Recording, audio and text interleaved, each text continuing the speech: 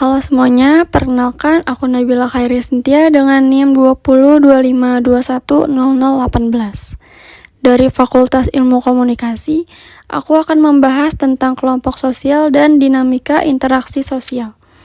Dua konsep yang sebenarnya sangat dekat dengan kehidupan kita sehari-hari. Setiap hari kita berhubungan dengan berbagai kelompok, mulai dari keluarga, teman, kelas, komunitas, hingga circle pertemanan yang kadang gak jelas tapi tetap nyaman.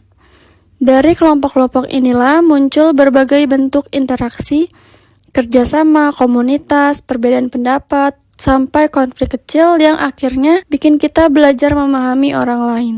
Melalui materi ini, kita akan melihat bagaimana kelompok sosial terbentuk, bagaimana interaksi di dalamnya berlangsung, dan apa saja faktor yang memengaruhi keharmonisan atau dinamika yang terjadi di dalamnya. Baik, tanpa berlama-lama, mari kita mulai pembahasannya. Dalam kehidupan sehari-hari, kita selalu berada dalam kelompok, mulai dari keluarga, sekolah, hingga komunitas online. Tapi apa sebenarnya yang dimaksud kelompok sosial, dan bagaimana kelompok primer berbeda dari kelompok sekunder? Mari kita bahas. Kelompok sosial primer dan sekunder seperti keluarga, siswa, dan pekerja. Kelompok sosial memiliki beberapa jenis seperti kelompok primer, sekunder, formal, informal, kelompok acuan, dan kelompok keanggotaan. Namun, yang paling sering dibahas adalah kelompok primer dan sekunder. Jenis-jenis kelompok sosial, keluarga contoh primer, sekolah contoh sekunder, gedung kantor contoh formal, grup hobi contoh informal, idola contoh acuan, klub olahraga contoh keanggotaan. Kelompok primer adalah kelompok dengan hubungan yang dekat, akrab, dan berlangsung lama. Interaksi bersifat emosional dan mendalam, contohnya adalah keluarga dan sahabat dekat. Dalam sosiologi, kelompok sosial adalah sekumpulan individu yang berinteraksi, memiliki tujuan bersama, dan merasakan rasa kebersamaan atau sense of belonging. Dinamika interaksi dalam kelompok primer biasanya hangat, spontan, dan penuh dukungan emosional.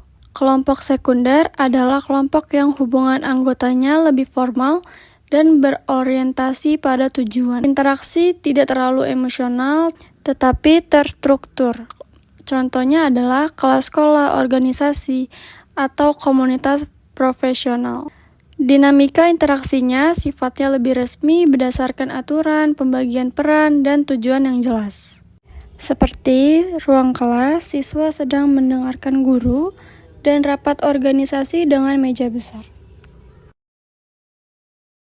Lalu apa perbedaan utama antara kelompok primer dan sekunder? Berikut perbandingannya.